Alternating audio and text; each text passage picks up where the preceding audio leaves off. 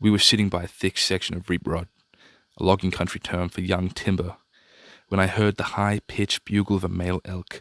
The 15-foot tall trees shifted like the parting of the seas, and a massive bull stepped out onto the logging road.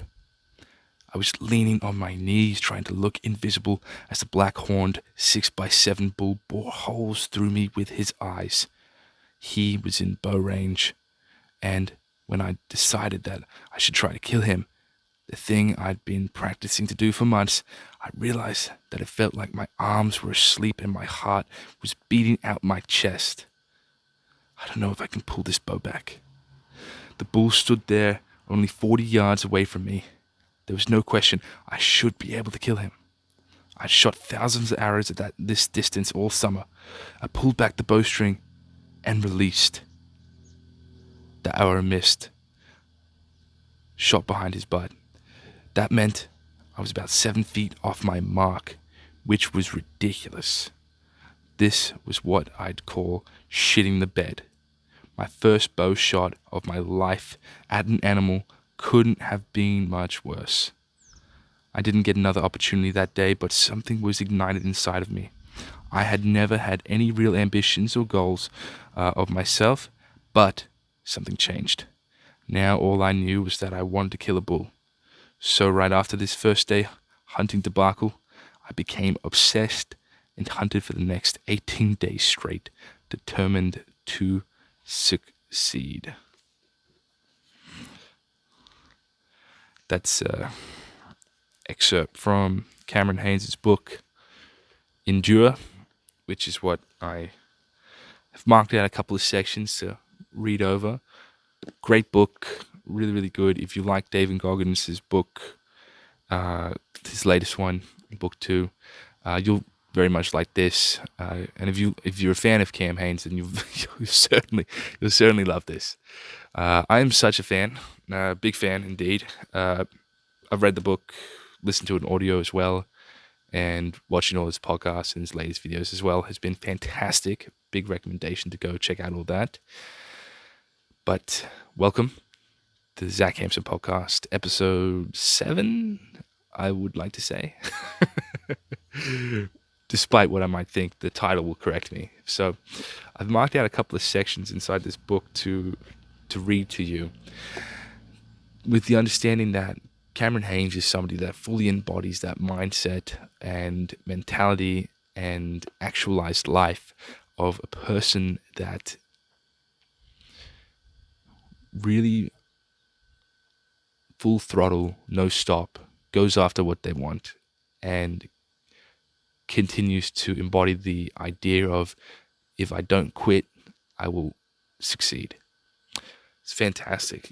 I love, his takes you through a journey of his younger years. That excerpt is from the first time he ever shot at a bull, and obviously he was off the mark by a lot. Which he likes to quote, shitting the bed.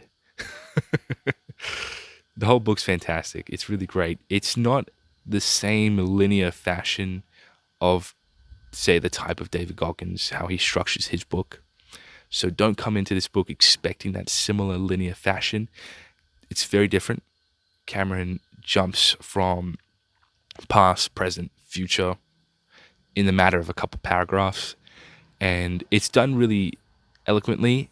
Inside the book, I think perhaps if you're not, used to such a jump in time skips and things like that, it might be a bit jarring. But inside the book, I feel reading it flows pretty nicely. Audiobook, yeah, I felt like it flowed pretty nicely too there as well. But just know that it's not the same sort of linear fashion as you'd expect, coming from, like, say, David Goggins, where he's got one chapter and that this chapter is set in the past, the next chapter is set in the present. Well, I mean, the past from when he wrote it, of course, from now, but the present of, that present tense. Whereas Cameron, he's skipping back like, this time in high school, blah, blah, blah, and that taught me, and brings him to present day to something else, and then actually led me to do this, future. So just know that that's happening. But it's a great book. And coming from the last episode where we were talking about Zen and the philosophy of there isn't anything to do, just accept that life is this reality and that there isn't something to force on into yourself to realize that this is a reality. Funnily enough, and perhaps this is a topic for another podcast, I'm in the same mind of Cam Hayes, Dave Goggins, and Alan Watts Zen. And you might be thinking, how the fuck does that work? Well, I think, and perhaps again, this might be a topic for another podcast. I think that when you realize that there's nothing else to do within your reality, you get outside of your own head. And a lot of the fixations and why your life is so shit is because you spend so much time inside your own head, philosophizing and just idealizing this type of imaginary life that you want to live. And coming back to reality, and perhaps the reality of just simply doing the things in order to get to the where you want to go, or in order to just be perhaps better, or just be, is demonstrated through David Goggins and Cam Hayes. Again, I feel like this is a topic for another podcast, but I think I'll touch this on later. But know that. And inside this book, we're going to go through Cam's myriad of sections of his life, different excerpts from that, and cover it from there. But yeah, back to the book. Love the struggle. Life gives perspective. Suffering grants power. The experience of my life, mostly from the adversity, have given me perspective I haven't always had. I've come to love the struggle. How much pain and suffering will you go through for success? On most of my hunts, this is what has probably made the biggest difference. The ability to suffer more, to battle through the burdens, to fight the fears and self-doubts. The fighting is part of me. It's one reason I'm very thankful for my upbringing, despite the pain. Suffering, in silence, for hours, working toward the finish line. It's what I love about the journey. That is mountain endurance. Mountain endurance running, sorry. I write and talk about the work required to succeed in the grand tradition of bow hunting. It's a special journey that is humbling. It takes pain, requires devotion, it supplies anguish, it rewards achievements beyond belief, it creates seasoned veterans. The journey is long, so long, running miles in the early morning, during lunch, and the afternoon. I want to sweat and be miserable. That is always my goal. Train for misery and embrace the pain. This is my approach because I know you'll experience it in the mountains. I want to find my limits. I want to find out what happens when I push myself too far. Haven't been there yet, but I can't wait. There are many days I hurt when I run. Ankles, knees, hips, list goes on. I have put in many, many miles, and after doing so for years, you're going to be nicked up. Either you quit or you push through the aches. I push. I ignore it. I'm pretty sure no one has ever died from a blister.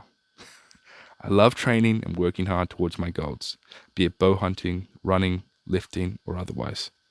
My past pain serves as a life preserver in the wilderness. My painful history helps carry the heavy load in the mountains.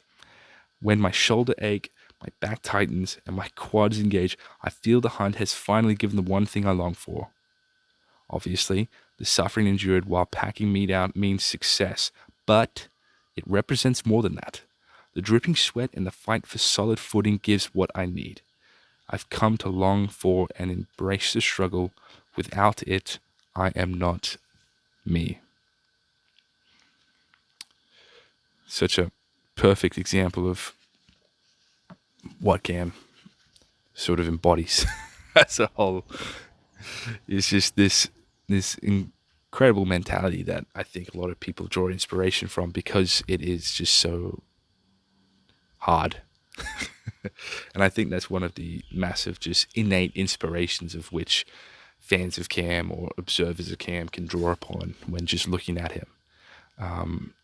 Albeit through his videos, his podcasts, his books, his writings in magazines and things of that sort of nature.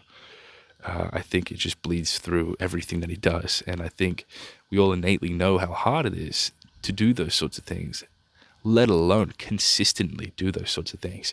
And so Cam and David and people like them seem to just have this innate awe of inspiration around them. And I think for that measure, it's coming from the ability to consistently do such terribly hard things, or at least terribly hard things that we all sort of deem terribly hard. For these guys, perhaps not.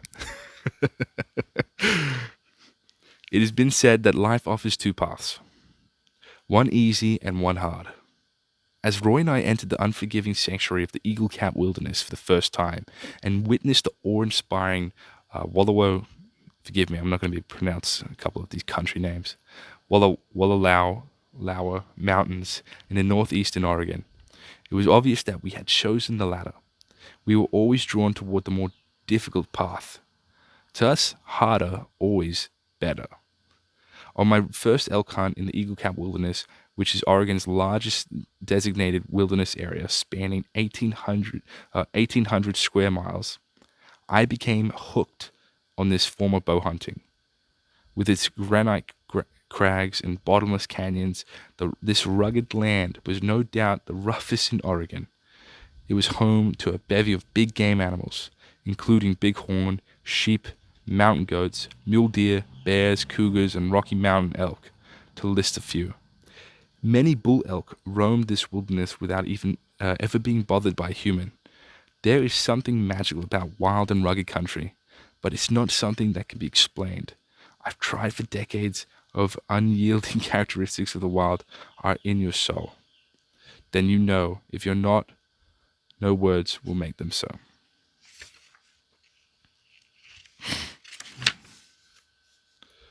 I've long ago realized that those I most look up to are those who are at home in the mountains.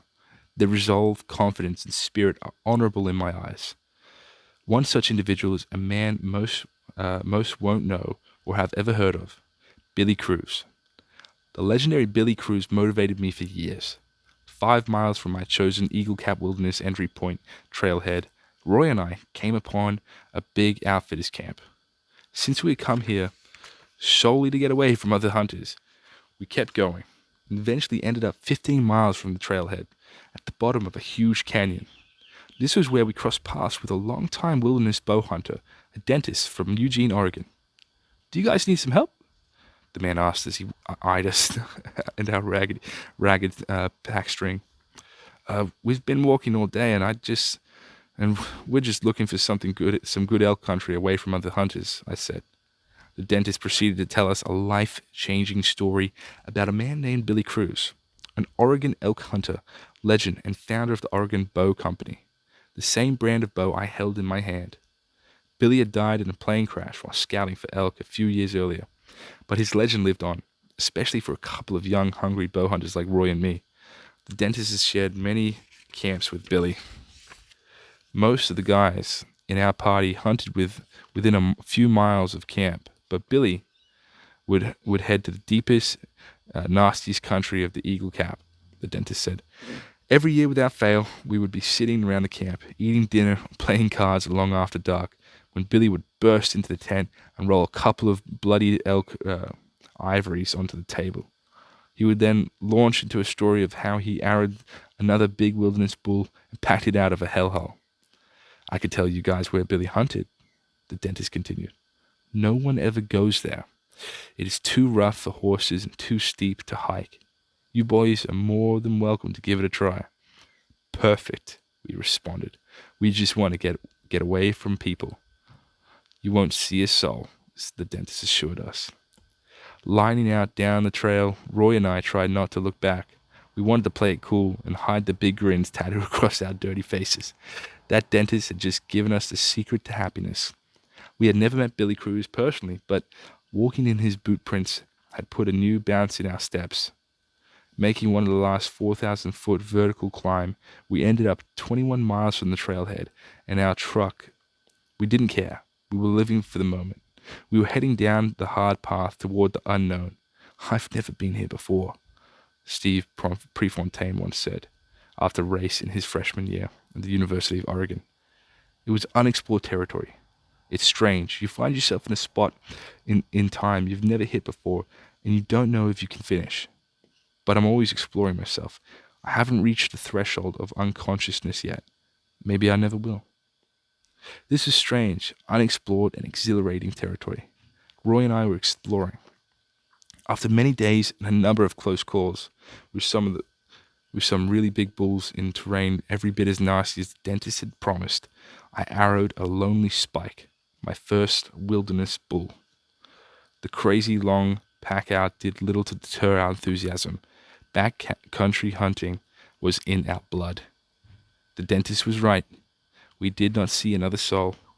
And even now, many years and hunts and bulls later, I still have not seen another person back there.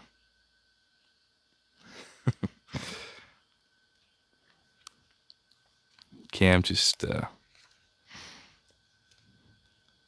absolutely loves, and you see this just be reoccurring throughout his life, is that somebody would tell him about something that's seemingly incredibly hard or seemingly incredibly strenuous to undertake, and he just launches onto it.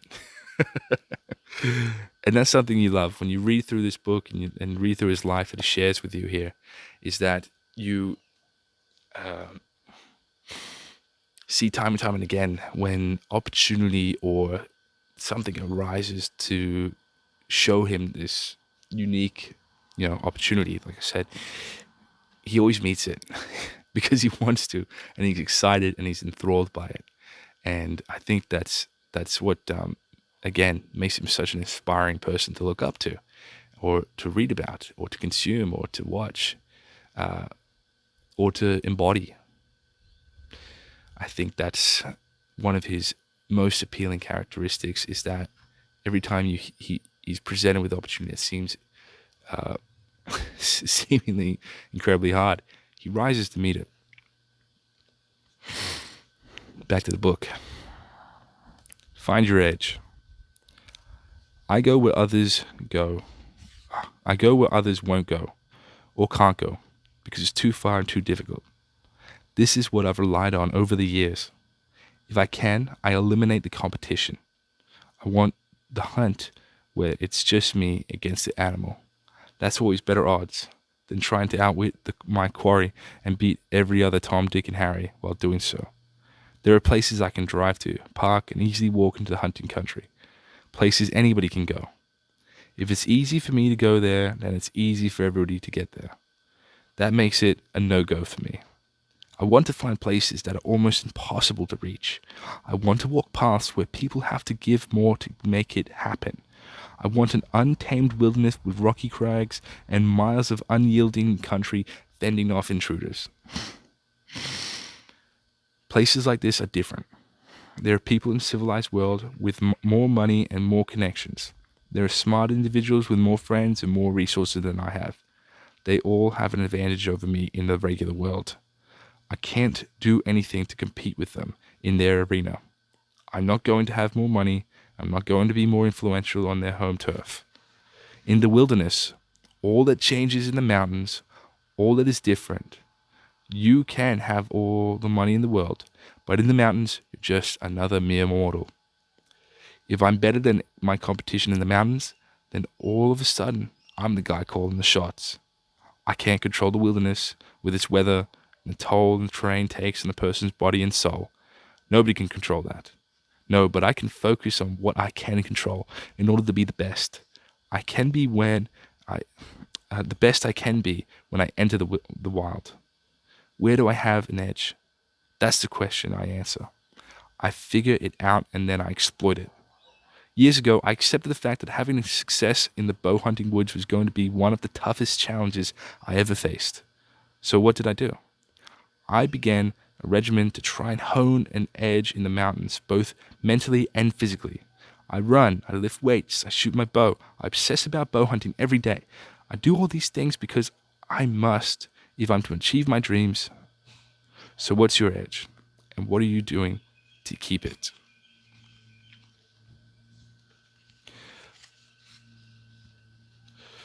Constantly throughout the book, Cameron will refer questions back to the reader, back to us, and ask us things like that. What's your edge? What are you doing to keep it? And there are that's one of many of these questions that he has us ask ourselves. And I find it such a great experiment to play on yourself, to sort of go through and be like, okay, what is my edge? Have I even considered that before in my life? Do I even know where I stand in juxtaposition to other humans? Is there an edge within me that if I honed it, it's nobody can compete with me on that ground. Sure, in their arenas, they can outcompete me. Perhaps I could never compete with them. But perhaps if I find my edge, that one thing about me that I can hone time and time again, perhaps that can lead me to something else, something more, and allow me to be more than what I already am. It's one of these really interesting questions that I don't think we all ask ourselves enough. What is your edge? What are you doing to keep it or refine it? For me, perhaps it's painting. Perhaps it's art. Perhaps it's the amount I read. I don't know. There's many things. And that's what worries me. You can't have many edges. Because if you've got many edges, then you've probably just got a chipped blade. Typically a sword has one edge, right? Or two, if it's double edged, right? Of course. Don't get started me in the comments. But what are we doing? As one of the things that reading through the book, you sort of go, wow, if he's doing all that, he's just another person. What am I doing? How can I amount to something similar? How can I push forward in my life to something similar? May not be in the same realms like bow hunting or running ultra marathons, but surely there's something. Back to the book. What are you willing to sacrifice? In order to achieve anything in this life, you have to make sacrifices. Not just the typical ones we think about, such as money and time. Sometimes you sacrifice your emotional energy, or others' trust and belief in you, all for the sake of a dream. The dreams of one individual are never identical to another. The British scholar, writer, and soldier T.E. Lawrence, also known as Lawrence of Arabia, once said this about dreams. All men dream, but not equally. Those who dream by night in the dusty recesses of their minds wake in the day to find that it was vanity. But the dreamers of the day are dangerous men, for they might act their dreams with open eyes to make it possible. The only way to make dreams possible is to sacrifice. Back in the mid-1990s, when nobody knew me, I was writing for the magazine called Western Bowhunter for free. Being a writer was all I wanted to be, but I wasn't really one. When Doug Walker, the editor of Western Bowhunter, asked if I wanted to go on a writer's hunt he was setting up, I decided to participate, even though it would cost me about $3,000. At the time, I had no business traveling to bow hunt, but I didn't care. My dreams were bigger than my abilities, and definitely my finances. At the time, we were poor. We had just welcomed our first child, Tanner, into our family. So Trace was off for 6 weeks on maternity leave, while I was earning around $12 an hour. We were on a nutritional food program known as WIC during those 6 weeks until Trace went back to work. Spending $300 would be in a stretch, but $3,000? That would have been and was ludicrous. One part of me knew that this was an opportunity, but another part of me told me I would never be getting that money back, even if I got paid $25 per article, which I did when I write for Oregon Hunter. How many articles would I need to write to earn back $3,000? How many articles is that per year? I was hunting only in Oregon at the time, and so how many articles would I really be writing? I didn't have to be a genius to know that the math on this looked bad. After my in-laws gave me $200 towards the hunt, I decided to put the rest of the cost on my credit card and consider it a business investment. I could use this hunt as an opportunity to earn a name and start selling hunting articles to pay the monthly credit card payment. It would take only about 10 years to get the hunt paid off. Ah, to be young and full of unrealistic dreams. Yeah, for the short term, I realized it was a pretty terrible decision. In the end, I worked as many hours as I could at the warehouse, and I was employed at, sometimes up to 16 hours a day, just to pay off that hunt. I spent probably 100 times more money than I ever made being a hunting writer until I wrote my books. I remember the hunt in great detail. It was a great piece of land in Texas, the YO Ranch, which was so big that kills qualified as free range, which isn't always typical in Texas. For what I paid, I could kill 2 white-tailed deer. One was just a small 8-point, and the other was a management 7-point buck. But I went on the trip and never regretted it. This is the sort of mentality you have to have. Are you willing to take a chance on yourself? Are you willing and able to be stupid like that? I knew it wasn't a smart thing to do, but I did stuff like this often, and I would justify to myself that someday it would pay off. I didn't obsess about whether I would be getting my money back and how quickly I would get it. I didn't question where this was going to put me. My mentality was to go, to believe, to take a chance, to be foolhardy, and to try over and over again. Obsession is lonely. For 33 Septembers now, bow hunting had been my obsession. Some people will look at me and talk shit. They have no clue about the sacrifices and struggles I've made for decades. I've learned that people who talk the most won't sacrifice what I have, and those who will don't talk shit because they get it. All I know is that you don't need anybody to believe in your dream. With tunnel vision focus, you can be whatever you want to be.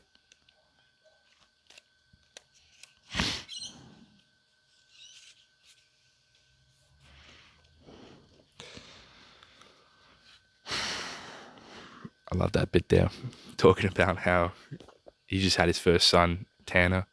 Well, him and his wife, Trace, just had their first kid in general. And he said $300 would just be a crazy stretch, let alone $3,000. And I love it. Because I think perhaps not everybody's like this, but for me personally, I feel as though I'm the type of man that from time to time likes to roll the dice. Not in a betting sense, but, well, perhaps in a betting sense. But more so on myself, on my life, on my dreams, on my aspirations. Time and time and time again, I will bet the house on myself. Because I know that I can always pull through. Whether or not the one laser focus I have in mind doesn't pull through, I always make it work. And it always works out somehow.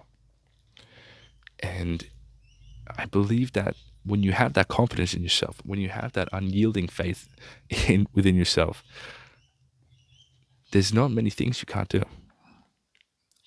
no matter how insurmountable they may seem. And another point to that as well is that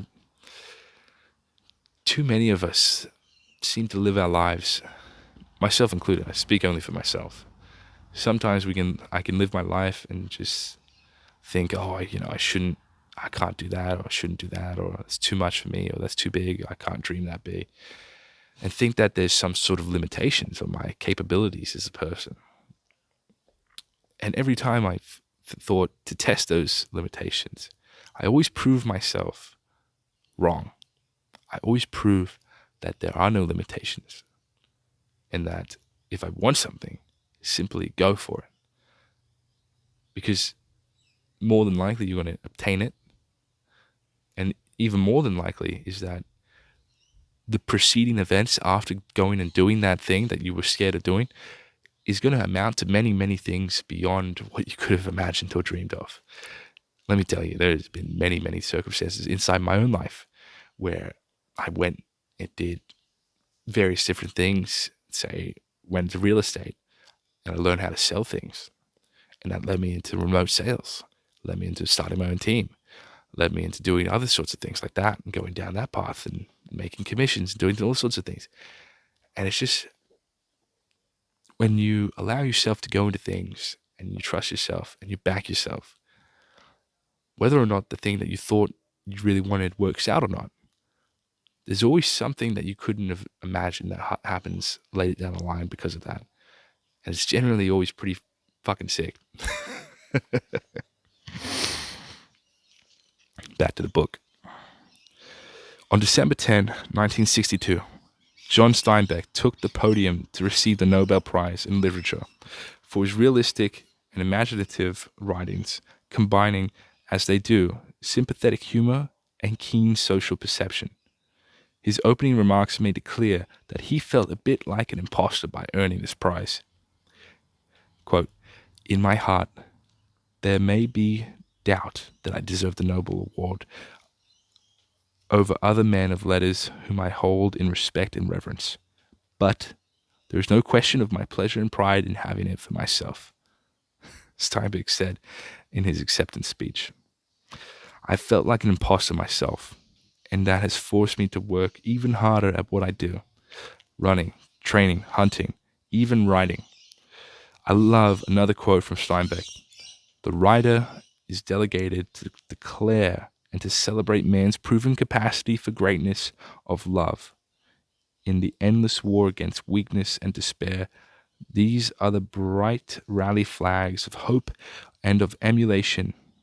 I hold that a writer who does not believe in the perfectibility of man has no dedication nor any membership in literature." Steinbeck isn't referring to being perfect, but rather the journey and dedication to the pursuit of perfection. That reminds me of my own journey. My desire of perfection in bow hunting, my dreams for publishing stories about those adventures. This perfectibility of man reminds me of the first 100-mile endurance race I ran in 2009. I think of the passion I see in others and watching the success others have. What is your dream? Mine is to be the perfect bow hunter. I want to be successful in every hunt and release a perfect arrow on every hunt that results in a quick and merciful death of the animals I pursue. I realize bow hunting probably isn't something one can master, but that's my goal. That was how my journey in running and training began to ramp up. Greatness only comes with grinding it out. Striving for perfection means you have to put everything you have into your dreams. It was time to truly become obsessed.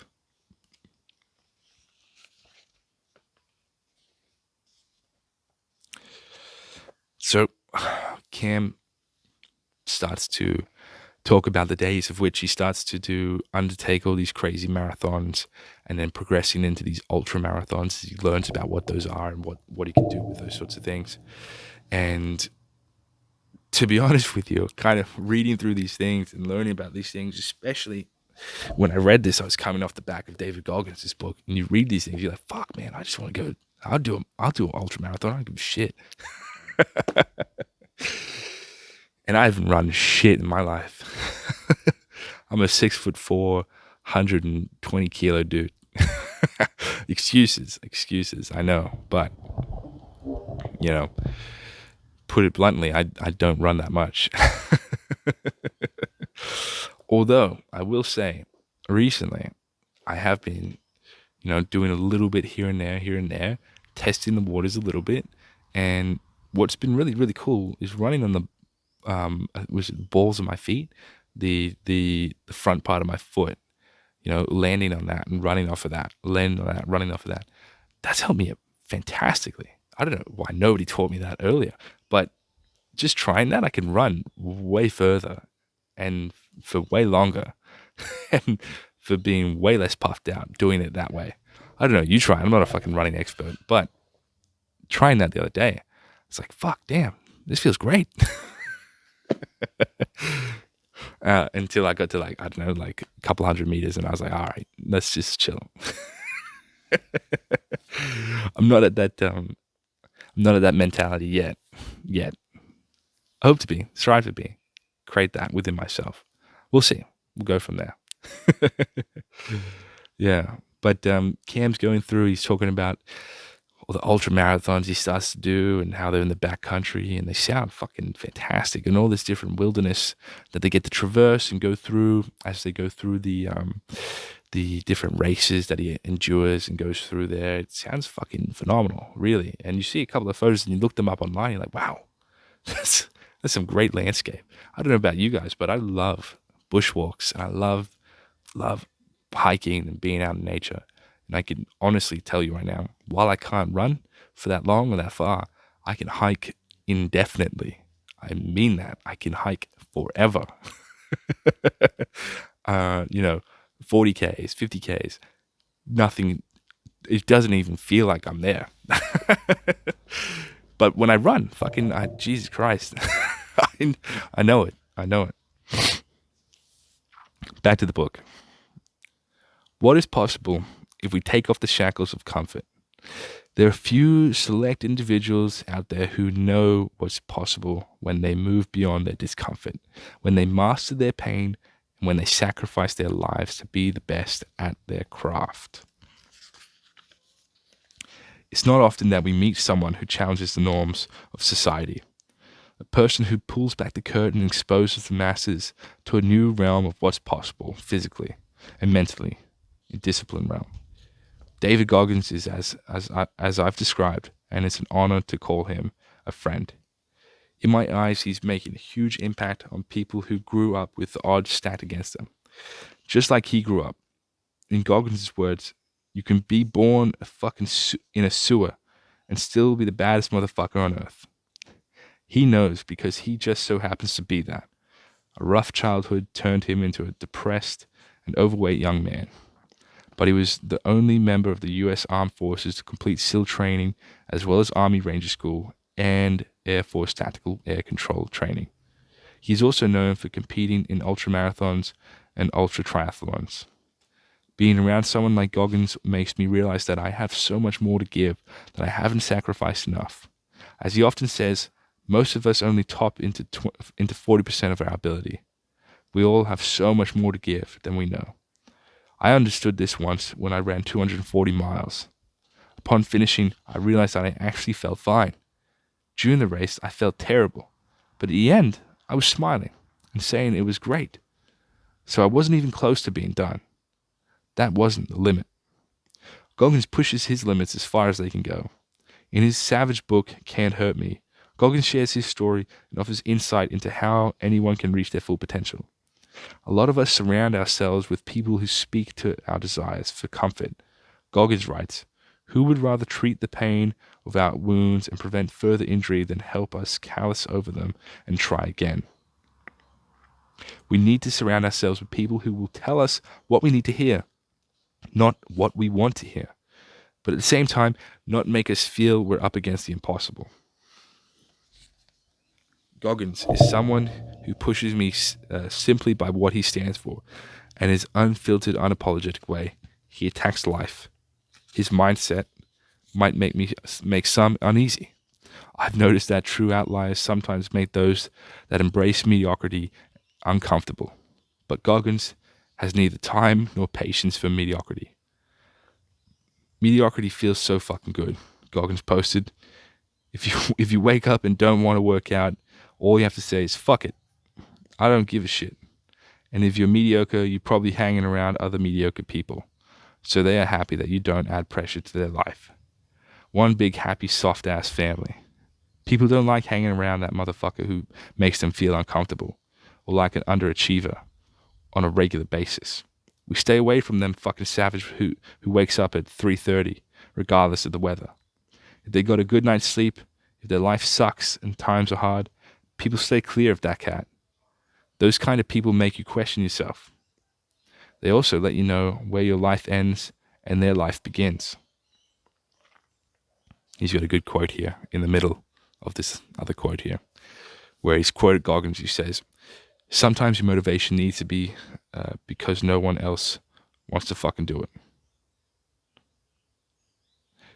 We need doctors, we need lawyers, we need dentists, we need teachers. We also need fucking savages. Some people love to criticize him, but he is doing it, making a real impact on society, and they are making excuses or simply trying to dull his shine. I'm inspired by people like David Goggins, who are fighting, pleading, and sacrifice comfort every day as they scratch and claw toward their full potential. If I see someone who's been ultra successful, I will never complain. It must be nice. Rather, I study, ask questions, learn, see if I can use their approach to help me get to the next level. When I meet people who are more successful than me, I get excited. I'm fired up to find out what makes them tick. Why they're the best at their craft, and how can I harness that to be my best? I don't waste time being jealous or petty or trying to discredit their spot at the top of the mountain and the effort extended to get there. There's room for others too. I know I'm not some amazing athlete. I'm not the best shot in the world. I guarantee there are better hunters than me. But I won't stop. That's the difference. What I'm good at is not a talent. I just do more and work harder than most others are willing to. I know what it's like to be average and to define myself by my limitations. But over the course of my life, I've pulled the curtain back on the people who push boundaries. They are freaks, but they're human too. We're the same species, and now I'm running and training and learning from these freaks. When you surround yourself with people who are pushing the limits, you will be motivated either by inspiration or competition to push yourself beyond what you thought possible. When people around you have the same goal of self-improvement and the same dedication to that goal, it is easy to challenge yourself. Love that section because obviously Goggins is referenced in there. Goggins is a fantastic individual. I remember watching, because I've watched Joe Rogan for quite many years now. And I remember when, what's his name? I can't remember his name, but that marathon runner dude, I can't remember his name. But he had Goggins come over, and at this time we didn't know Goggins, didn't know anything about that. I think he even wrote a book called Living with a Navy SEAL, and that Navy SEAL was Goggins, but this is before Goggins was famous. He had Goggins come over and live with him for several months or something like that, train with him, wake him up, get him out of bed and work out and put him in hard situations, all this crazy shit. That's the first time I ever heard of Goggins. I was like, fuck, this dude sounds crazy. And fast forward to I think a year or two later, and Joe has Goggins on the podcast, and for the first time, and it was great. I'd never heard somebody talk like him before. I mean, you heard similar, but nobody quite like him, and certainly not with the same visceral energy and unapologetic type of go-getting type of attitude that Goggins embodies. Certainly nobody to his extent. And ever since that day, I was like, fuck, man, there's something different about this cat. As he sort of uses his lingo there. And it's those outliers. And if we can find those types of outliers in our own life, God damn, man, just imagine how much they can push you forward. I mean, I'm constantly searching for friends that are like that, to connect with people of like mind that are like that. I don't surround myself with many people at all. I mean, I could probably count, the friends I have on 2-3 fingers. And that's by choice and that's by design. And because of that, I'm very conscious of who I spend my time with. I'm very conscious about who I let into my psyche and who I let into my energy, into my field. And Cameron makes a great point. You got to be very conscious about that, because if you're trying to do better, you're trying to do more, you're trying to be more energetic, you're trying to be getting up early, you're trying to do all this sort of shit, improve your life, do better, go for something more, improve your health, it's going to make a lot of people around you uncomfortable. Because not many people want to pursue that, and they certainly don't want to be reflected back onto them to realize that, hey, I'm not pursuing that, and they are. So what's wrong with me? People hate that shit. And typically when people hate that shit, they see people that are going out and achieving that sort of stuff. And they use that phrase that Cameron loves to quote all the time, must be nice. And in fact, he wrote a section about this. Back to the book. Section titled, Must Be Nice. Winning comes with a price. The accomplished and the focused and the best all know this. Truth about the battle. Victory then comes through weathering the unpleasant and distressing and the dismal. Yet, all along the way, a group of spectators spout at the same three words. Must be nice. They don't get it. Their 8 to 5 schedules don't work for me. Their asses parked in the couch don't get it. The only marathon they know is binge watching Netflix. The only focus they have is on their newly downloaded app. Sleeping in, sick days, and satisfaction with life don't equal success in my eyes. Must be nice. Nice has nothing to do with this. Not one damn thing. Time and time again, I state my case, but daily I hear the derision. You don't need to run a marathon to kill an elk or lift weights or be that obsessed.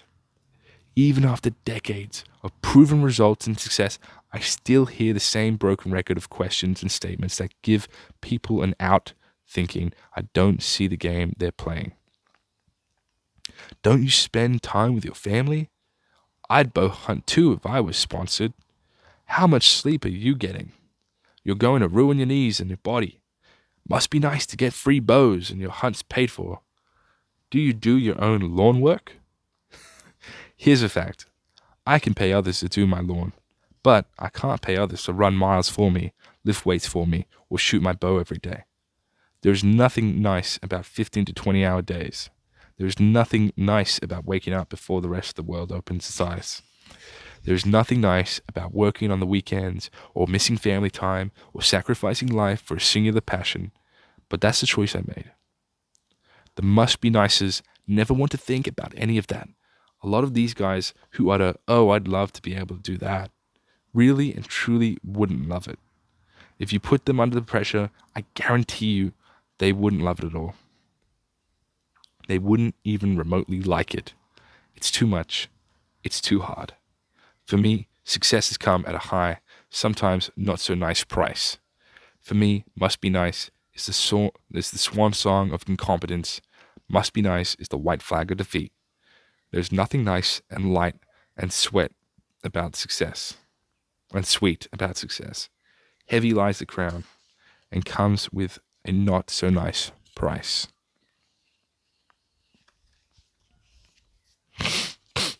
Excuse me. And it's funny, you go to Cam's comment section, and even go to David's comment section, or anybody you kind of look up to as well, or inspired by. You go to their comment section, and you just see a barrage of these types of comments of people being like, oh, such and such has got it easy, or such and such wouldn't know what it's like to be me, or such and such, blah, blah, blah, whatever the fucking excuse is. And these comments are overwhelming. There's so many of them. It's unbelievable how many people live their life this way, in a way of which they're just constantly just bagging out on people that are doing better than them, doing more than them, having a better life than them. And in Australia, it's very fucking prevalent. I can't speak for the rest of the world, obviously, but here where I live in Australia, it's just a fucking, I don't know, it feels like most people are born with this mindset of tall poppy syndrome, where if you're not familiar with it, it's that they look around, and if your poppy's taller than theirs, instead of complimenting you and say, hey, good job, this is fucking sick, good growth, they go and try and cut you down. They cut you down to size. And it's so prevalent. And Australians, for whatever reason, they hate successful people. They hate success. And there was a great quote by I can't remember his name, but he's featured on a podcast. He's a very successful businessman, Australian businessman. And somebody asked him, hey, so do you still live in Australia? And he answered, no, I don't live in there anymore. And they asked him why. And And he said, hey, look, so in Australia, well, put it this way, in America, people see you, they see you got a supercar, they want to stop, they want to take photos of the car, they want to take photos of them with the car, they want to, give you a high five, smile with you in a photo of the car, with you in the car, it's super happy. Everybody loves your success. In Australia, people see your car, they see your supercar, all they want to do is key it. And that is so true. For whatever reason, it seems that, and perhaps it comes from our British heritage, right? With the whole cynical way of thinking. Perhaps that's prevalent in it. But for whatever reason, Australians seem to have this innately just installed into them from the get-go. And it's disgusting. I fucking hate it.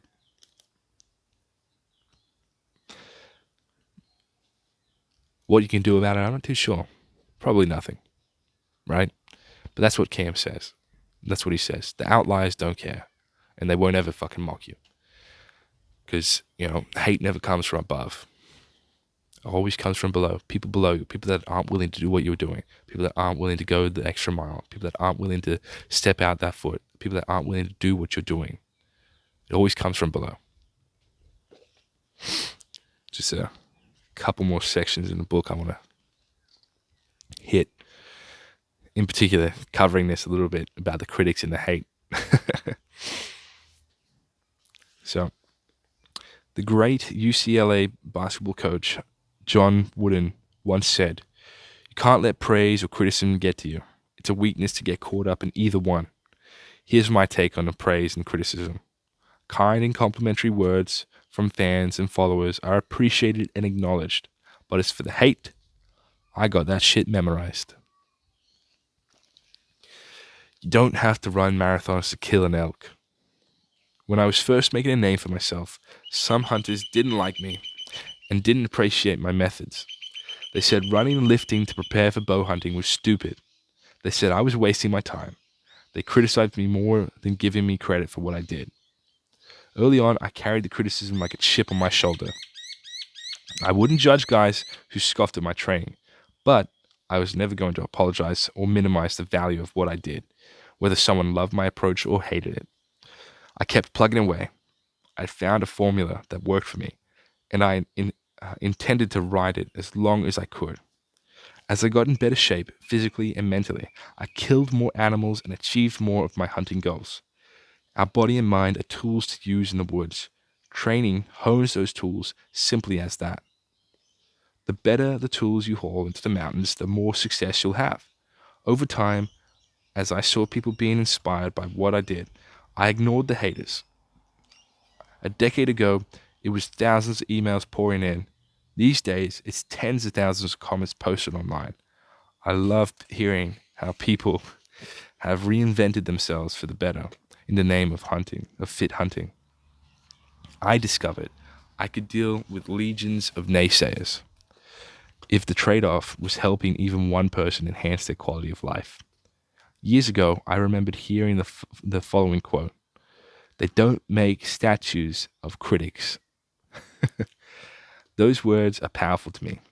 To me, it means that it's easy for people who aren't taking chances, sharing actions, to sit back and criticize those who are. Nobody likes to be judged, including me. But I've come into terms with it because I put myself out there. And in doing so, I know dealing with critics is part of the deal. If you have a burning passion for something that moves you, never be afraid to share it. When you do, you're making a positive difference and inspiring others. The critics, no one will remember them. Yeah, sure, he killed that bull. He shot it with a rifle and stuck an arrow in it. Oh. Some people just couldn't accept my success in bow hunting. I killed bulls every year from season number 1 on, including some near the small town where I lived. Guys talking shit about me simply served as a microcosm of the internet. Some people can't accept others' victories and won't allow you to feel good. When I started bow hunting, I wanted to dream big. I would look at Hunter magazine and tell myself, I can do this. I can do what these guys do. But before I began to hear the praise and the acceptance of others, I had to hear a lot more negativity. Nobody was there saying, yes, you can do it, Cam. You can do that. There was Roy, but he was in Alaska, and back then we didn't have FaceTime or Zoom to keep in contact. We had plain old phones, so sometimes we connected with the connection wasn't super frequent. Dreams need to come with dividers, keeping out the doubters and demonizers. You will have to hear their comments, but they can't harm you or keep you from doing the work you need to do. The best ability you can learn is to not care what somebody else thinks. Chances are they're probably jealous anyways. Arnold Schwarzenegger said it best. You have to remember something. Everybody pities the weak. Jealousy you have to earn. It has been written that back in his heyday, when Arnold Schwarzenegger was in the gym, the overall temperature of the place rose dramatically. Everyone trained harder. But that being said, very few could keep Arnold's grueling pace. That is the type of influence I aspire to. I'm not comparing myself to Arnold, just admiring his work ethic. I never want to be outworked by anyone. Luke Arnold in the gym. My goal is to set the pace.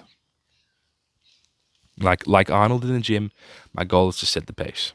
While jealous people can be a pain in the ass to you, they are a torment to themselves. They are so wrapped up in envy that they can't truly appreciate their own accomplishments. When I see someone better than me, or someone who's accomplished something that I'd love to achieve, I use them as motivation. I work harder and I become more focused because of them. He's got a quote here in the middle by Kobe Bryant. It says, "Learn to love the hate, embrace it, enjoy it. You earned it. Everyone is entitled to their own opinion, and everyone should have one about you. Haters are a good problem to have. Nobody hates the good ones. They hate the great ones." It's a good one.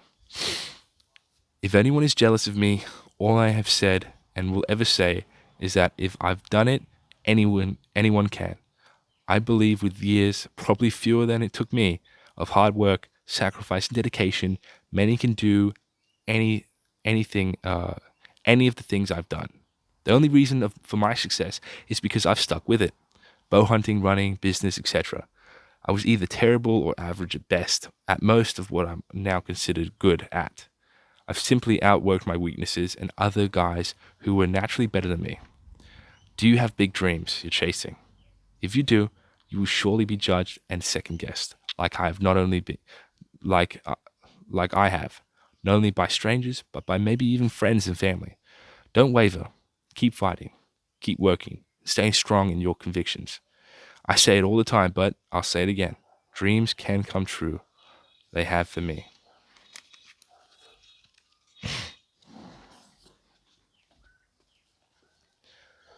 And that's exactly what I'm talking about, right?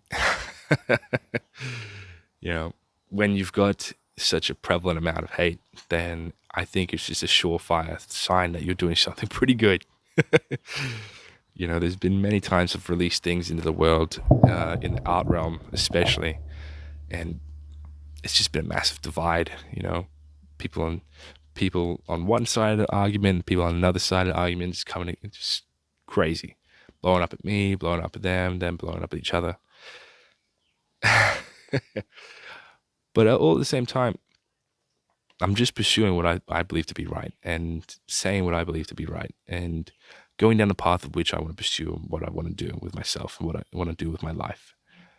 And Alex Hormozi, another great person, if you haven't seen him or experienced him, highly recommend it. But he always talks about this. He always talks about how you know, all these people, no matter what they say, no matter what they do, you can't let them affect what you're trying to achieve in your life. He always says that you know, in 3 generations, nobody's going to remember who you are. So why are you letting these people affect the way that you live your life? Something to think about.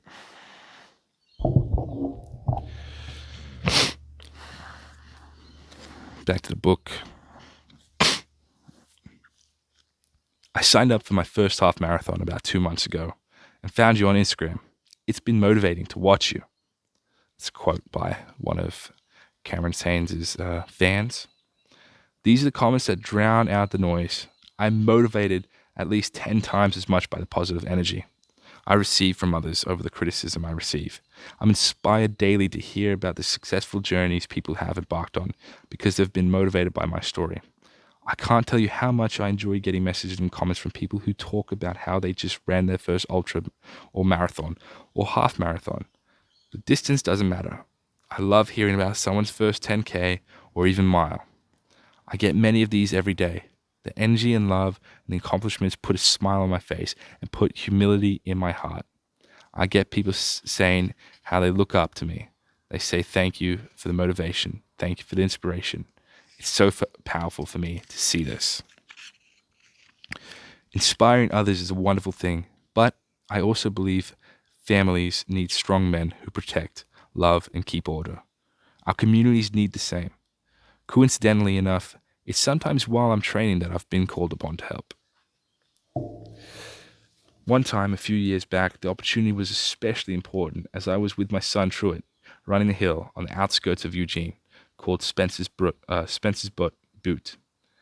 As fathers, our behaviors are studied and modeled by our children. We all know that, or we should. During one afternoon run in the rain, Truett and I were making our way up the trail when I heard someone yell. I stopped and asked Truett, "Did you hear that?" He had.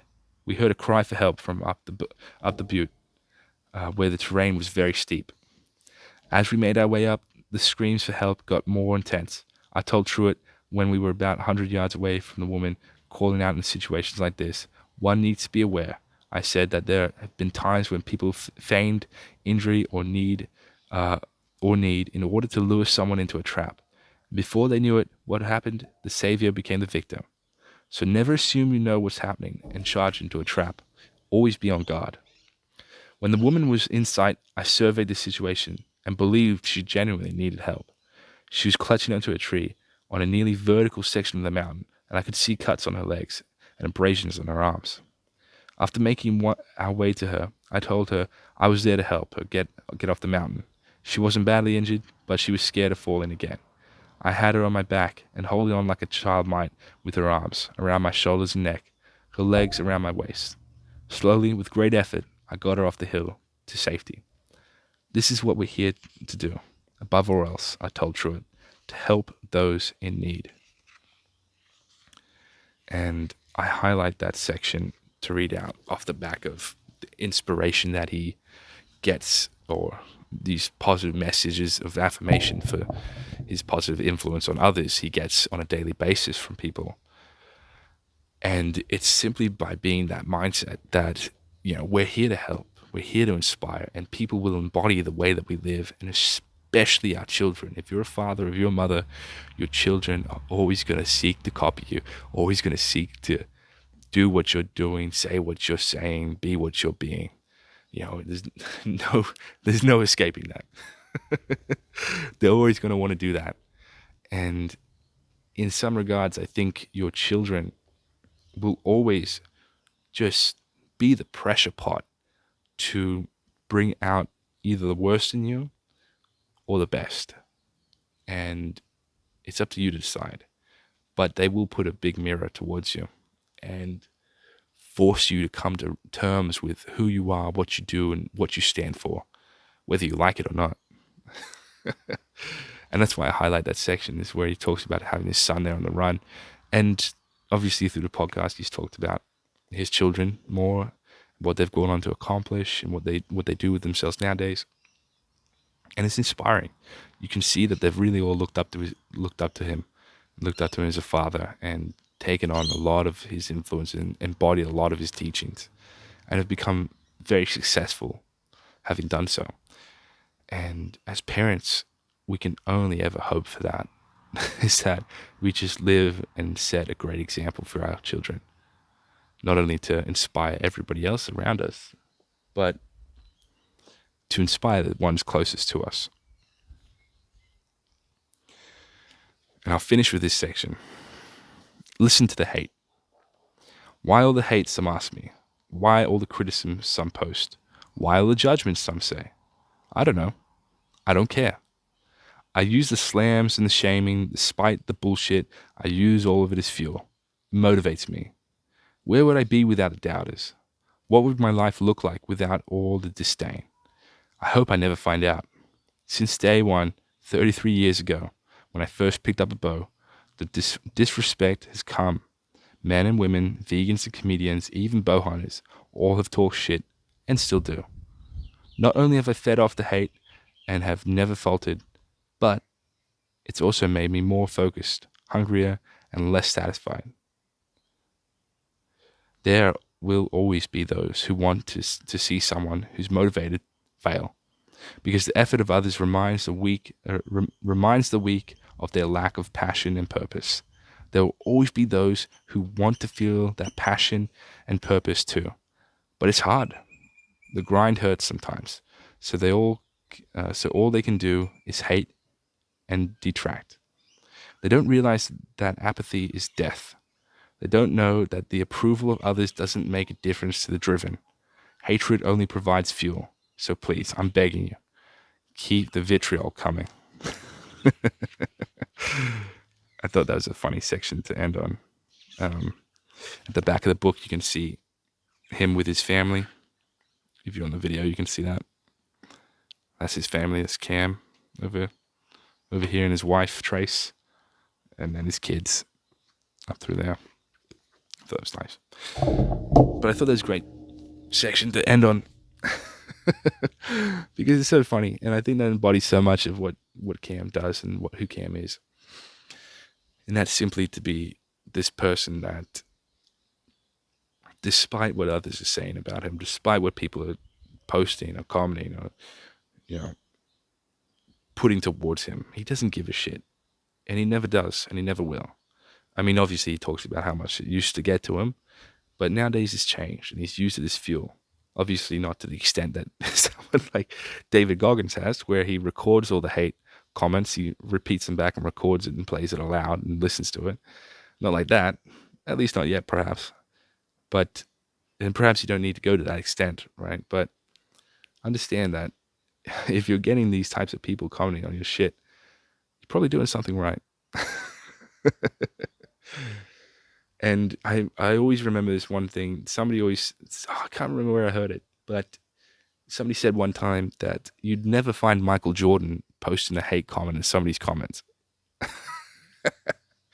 I just thought about that. I just thought, yeah, you fucking wouldn't. And so ever since I heard that, it was many years ago, I've always been super conscious about A, if I comment anything at all, B, why I'm commenting, C, who I'm commenting it for and for what reason or purpose. And I've always thought through that in my mind to be like, okay, what am I doing here? Why am I here? Why am I even in this section? Why am I reading these things? It's just such a typical human mind to want to look at these sorts of things and say these sorts of things, and whether good or bad. I think that if you've got enough time to sit on your phone and comment on shit, you've got enough time to go make your life great. And I think that's a lesson that we should all learn, is that what are we doing with our time here? It's not much time. People always say that, tomorrow, next year, or when I'm older. But as far as you know, when you go to sleep tonight, that's it. You're taking a big chance. You're closing your eyes and you're going to sleep. What is it like to go to sleep never having waken up? What's it like to wake up never having gone to sleep? I'll leave you with that. Until next time. Catch you guys. See you later.